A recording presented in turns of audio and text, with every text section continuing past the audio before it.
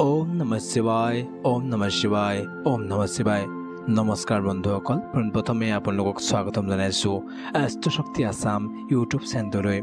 বন্ধুসকল আজি এই ভিডিঅ'টোৰ যোগেদি আপোনালোকে জানিব পাৰিব ৰাশি অনুসৰি আপোনাৰ প্ৰত্যেকৰে ব্যক্তিত্ব আৰু চৰিত্ৰ কেনেকুৱা হয় সকলো জানিব পাৰিব এই ভিডিঅ'টোৰ যোগেদি আৰু বন্ধুসকল আপোনালোকৰ যিসকলে মোৰ চেনেলটো ছাবস্ক্ৰাইব কৰা নাই অনুগ্ৰহ কৰি তেওঁলোকে মোৰ চেনেলটো ছাবস্ক্ৰাইব কৰি দিব বুলি আশা ৰাখিলোঁ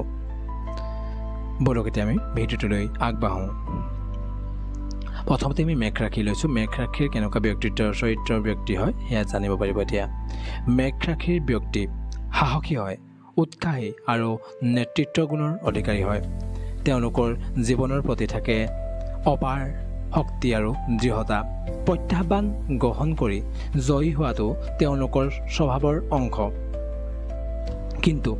কেতিয়াবা তেওঁলোকৰ অধৈৰ্য আৰু হঠকাৰী সিদ্ধান্তই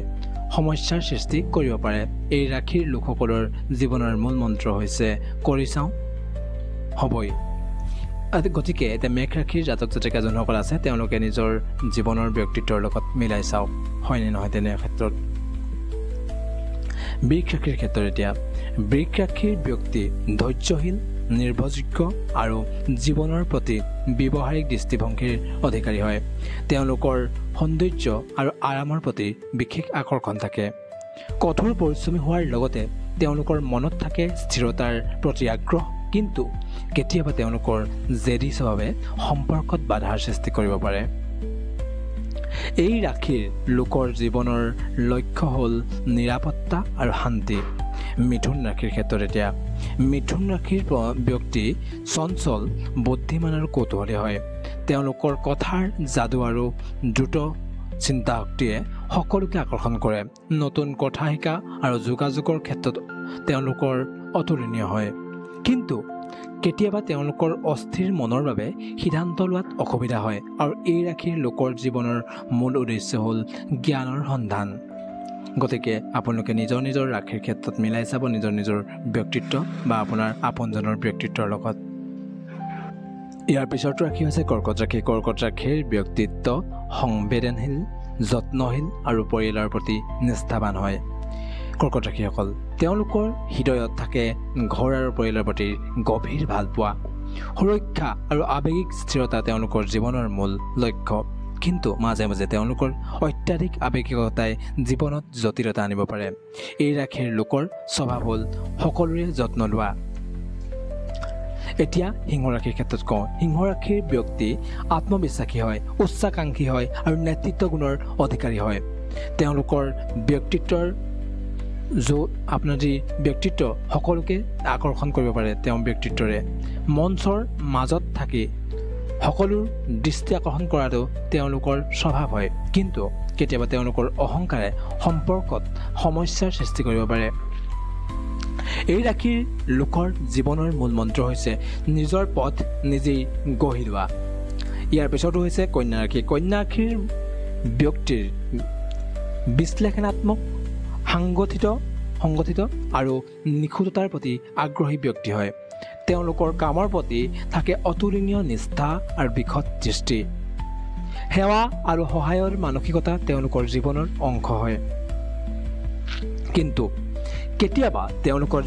অত্যাধিক সমালোচনাৰ মনোভাৱে সমস্যাৰ সৃষ্টি কৰিব পাৰে এই ৰাশিৰ লোকৰ জীৱনৰ বা ব্যক্তিৰ লক্ষ্য হ'ল জীৱনত শৃংখলা আৰু নিখুঁততা বজাই ৰখা ইয়াৰ পিছতো তুলা ৰাশিৰ ব্যক্তিৰ কেনেকুৱা হয় কূটনৈতিক হয় মাৰ্জিত আৰু সম্পৰ্কৰ ভাৰসাম্য ৰক্ষা কৰাৰ ক্ষমতাৰ অধিকাৰী হয় তেওঁলোকৰ সৌন্দৰ্য আৰু শান্তিৰ প্ৰতি থাকে বিশেষ আকৰ্ষণ সমন্বয় আৰু সহযোগিতা তেওঁলোকৰ জীৱনৰ মূল উদ্দেশ্য হয় কিন্তু কেতিয়াবা তেওঁলোকৰ সিদ্ধান্তহীনতাই জীৱনত জটিলতা কঢ়িয়াই আনে এই ৰাশিৰ লোকৰ স্বপ্ন এক সুন্দৰ আৰু সুখম জীৱন হয় ইয়াৰ পিছত বৃশ্চিক ৰাশিৰ ব্যক্তিৰ ব্যক্তিত্ব কেনেকুৱা হ'ব তীব্ৰ আৰু গভীৰ আৰু ৰহস্যময় হয় তেওঁলোকৰ ইচ্ছা শক্তি দৃঢ়তাই তেওঁলোকৰ যিকোনো লক্ষ্যত উপনীত কৰিব পাৰে আৱেগিক গভীৰতা আৰু অনুগত্য তেওঁলোকৰ জীৱনৰ মূল বৈশিষ্ট্য, কিন্তু কেতিয়াবা তেওঁলোকৰ ঈৰ্ষা আৰু নিয়ন্ত্ৰণৰ মনোভাৱে সমস্যাৰ সৃষ্টি কৰিব পাৰে। এই ৰাশিৰ লোকৰ জীৱনৰ মূল মন্ত্ৰ হ'ল গভীৰতাৰে জীৱন জীয়াই থকা। ধনুৰাশিৰ ক্ষেত্ৰত ধনুৰাশিৰ ব্যক্তিৰ স্বাধীনতা প্ৰিয় হয়, দুঃসাহসিক হয় আৰু জ্ঞানৰ সন্ধানী হয়। তেওঁলোকৰ জীৱনৰ প্ৰতি থাকে এক ইতিবাচক আৰু দাৰ্শনিক দৃষ্টিভংগী। ভ্ৰমণ আৰু নতুন অভিজ্ঞতা তেওঁলোকৰ জীৱনৰ অংশ হয়, কিন্তু কেতিয়াবা তেওঁলোকৰ অত্যাধিক সৰলতা বা অসাৱধানতাই সমস্যাৰ সৃষ্টি কৰিব পাৰে। এই ৰাশিৰ লোকৰ জীৱনৰ লক্ষ্য হ'ল স্বাধীনতা আৰু জ্ঞান। ইয়াৰ পিছত ৰাশি হৈছে মকৰ ৰাশি। মকৰ ৰাশিৰ ব্যক্তিৰ উচ্চাকাংক্ষী, কঠোৰ পৰিশ্ৰমী আৰু দায়িত্বশীল হয়। তেওঁলোকৰ জীৱনৰ মূল লক্ষ্য হ'ল সফলতা আৰু স্থিৰতা। শৃংখলা আৰু সংগঠন তেওঁলোকৰ স্বভাৱ হয়, কিন্তু কেতিয়াবা তেওঁলোকৰ অত্যাধিক গুৰুত্বপূৰ্ণ মনোভাৱে জীৱনত আনন্দৰ হ্ৰাস কৰিব পাৰে। এই ৰাশিৰ লোকৰ জীৱনৰ মূল মন্ত্ৰ হ'ল কঠোৰ পৰিশ্ৰমৰ দ্বাৰা সফলতা লাভ কৰা। কুম্ভ ৰাশিৰ ক্ষেত্ৰত কুম্ভ ৰাশিৰ ব্যক্তিৰ স্বাধীন, সৃষ্টিশীল আৰু ভৱিষ্যতমুখী চিন্তাশীল হয়। তেওঁলোকৰ মনত থাকে সমাজৰ কল্যাণৰ প্ৰতি আগ্ৰহ, নতুন ধাৰণা আৰু উদ্ভাৱন তেওঁলোকৰ জীৱনৰ মূল অংশ হয়, কিন্তু